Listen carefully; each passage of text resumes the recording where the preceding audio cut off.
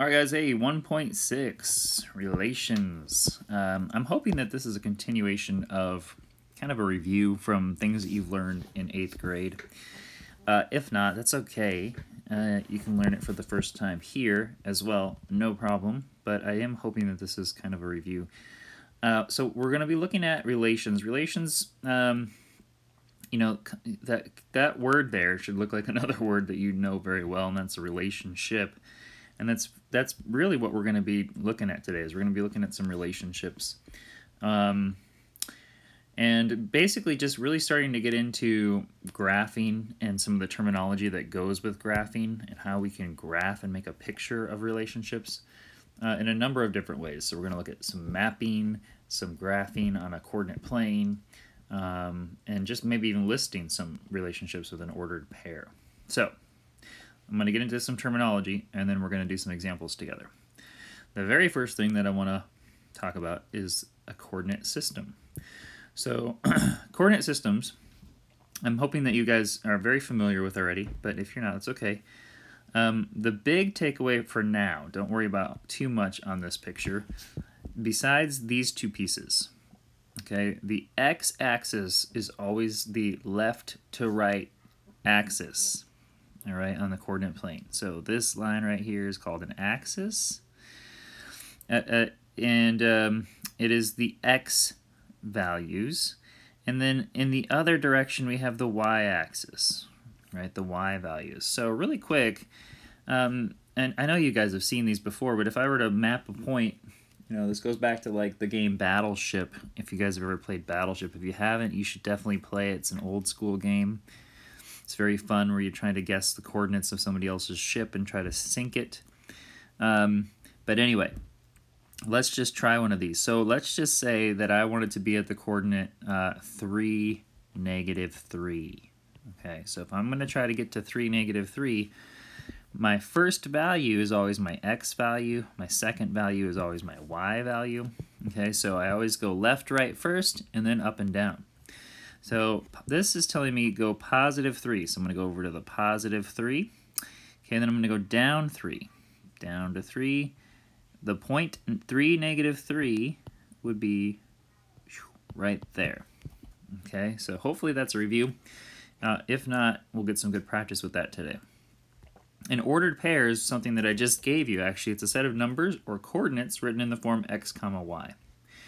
All right, so they give you a couple of examples there. Make sure that you use parentheses with ordered pairs. All right, that shows that it is an ordered pair. Use parentheses.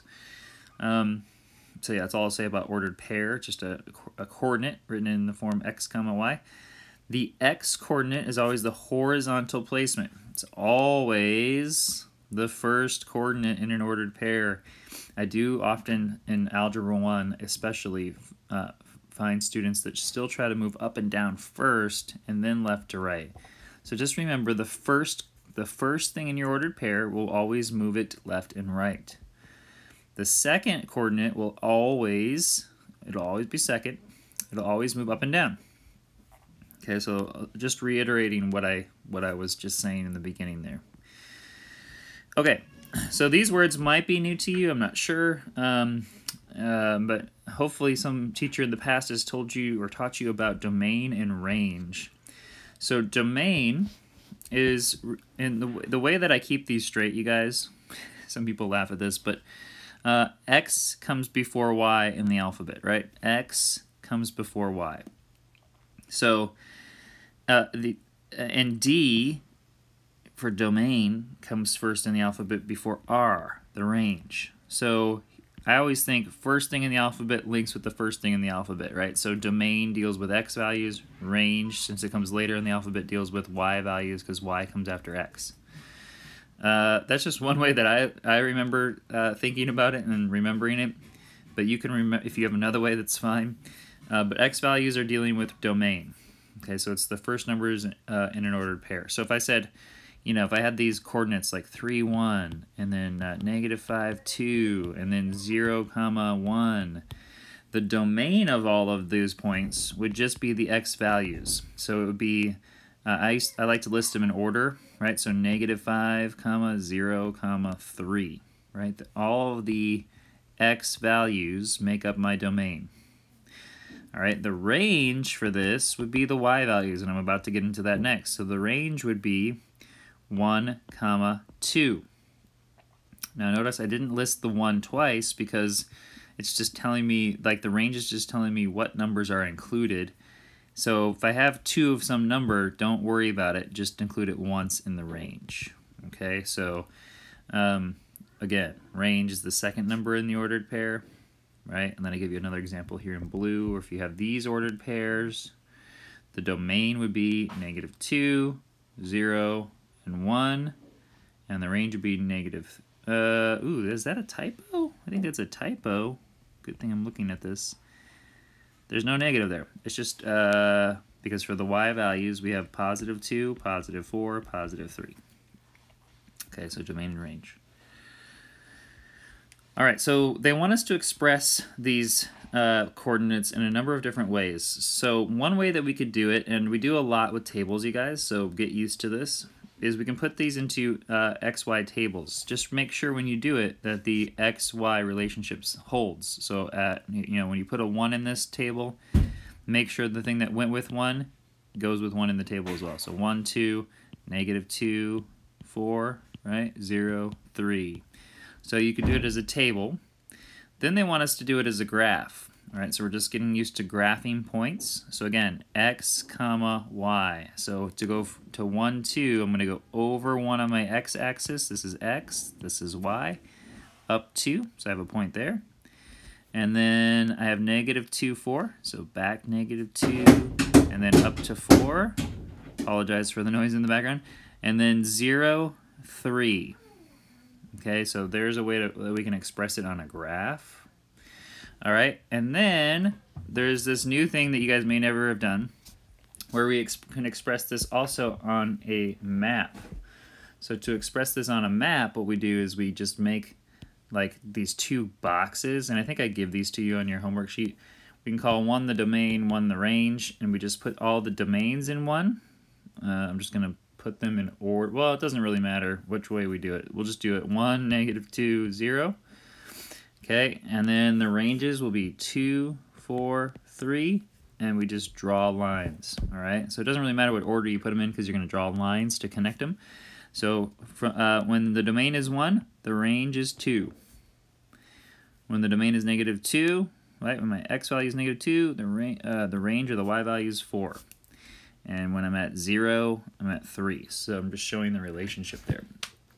Sometimes, if we had like another coordinate like this, say we had 4, 3 as another point, okay, then we wouldn't put 2 3s. So we would have 4 with 2 arrows going to the 3, right? Because we had 2 y values with a 3 in it. So that might come up. Just wanted to show you guys that one. Now let's get into some examples, and then I have a couple more terms for you guys, and then I'm going to let you guys kind of play with this. So example 1 says express these 4 coordinates as a table, a graph, and a map. And that's what they're going to have you do in the homework as well. So let's do that. On the graph, we have 4, -3, which is right here. And then we have 3, 2. So +3, +2 right here. Then we have -4, 1. And then we have 0, 3. So there's the 4 points on a graph. The domain is going to be -4, 0, 3, 4. The range are the y values. Okay, so the y values are -3, 1, 2, and 3. All right, so there's the domain and the range. Oh, they don't give us space for all the other ones. Okay, so if I'm going to do a table, I'll just make a quick table. Okay, so when x is 4, y is -3. When x is 3, y is 2. When x is -4, y is 1. And when x is 0, y is 3. All right, so there is a table. And then if we want a map, we can do domain and range. Okay, the x values would be, this is very similar to doing an XY table. That's okay, -3, 2, 1, 3. Okay, we're just going to draw these arrows. There's a map. Okay, so that's example 1.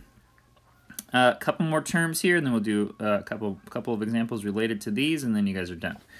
So we have these two variables, x and y, okay? Notice that we always go left and right first, right? We always find our x value first when we're going to graph something, right? So we go left, right first, and then we go up and down. So for we have this idea of, because these variables often represent things in the real world, right? So we have this idea of independent versus dependent variables. So an independent variable is a variable that determines the output. Okay, so an independent variable does not depend on anything else, right? It doesn't depend on anything else. So the thing that doesn't depend on anything else on a graph is the x value, right? So the x value will always be independent. Okay, so another name for the x value when we're going on a coordinate plane is an independent variable. The y values, you guys, always depend on the x, right? We always have to go left, right first, and then it depends on where we are on the left, right. So like if I'm graphing something, you know, if my x value is -2, I have to go to -2 first, and then my y value can come second. So the y value depends on where I am on the x. So the y value, another name for y value is dependent variable and range. So we have y values are the range. They're also, another name for the y values is range. And yet a third name is dependent variable. Depends on the x. So for example 2 and 3, we get used to identifying what the dependent and independent variables are. This is very important when we go to graph things and stuff like that. We want to know which one's the dependent, which one's the independent. So for 2a, it says the air pressure inside a tire increases with temperature. Okay, so the independent variable there is going to be the temperature, right? We could choose what temperature we want, but what depends on temperature? Pressure, right? So the dependent variable there is air pressure. So again, this would be my x value, this would be my y value, okay? For 2b, it says, as the amount of rain decreases, so does water level of the river. Okay, so which one depends on the other? The independent piece here is going to be rain. Hopefully you see that.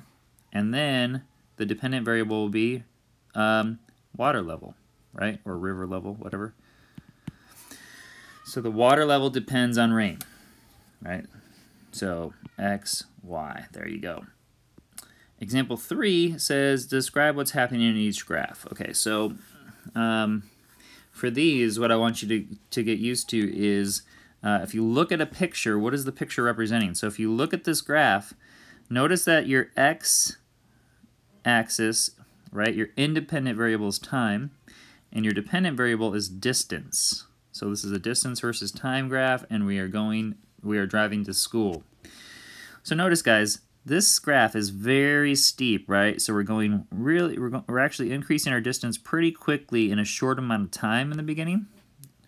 Then we go flatline. So we're not going any distance. No distance is happening here, right? But time is going on, right? Time's going on, but distance doesn't there. And then the graph is a little bit less steep, so we are going a little distance, right? But it's not very steep, so we're not going too fast. And then, again, no distance happening here, and then, you know, not very steep there. So if I'm going to describe what's happening here, I'm going to say we start off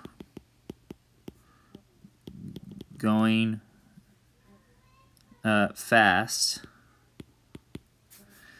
pretty fast, you know, relatively fast. Start off going fast, stop at maybe a light, or it depends on how much time passes there, but we stop for a period of time. Then we go slow, maybe.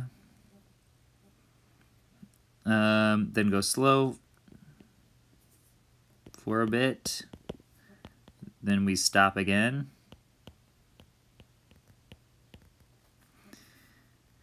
continue slow.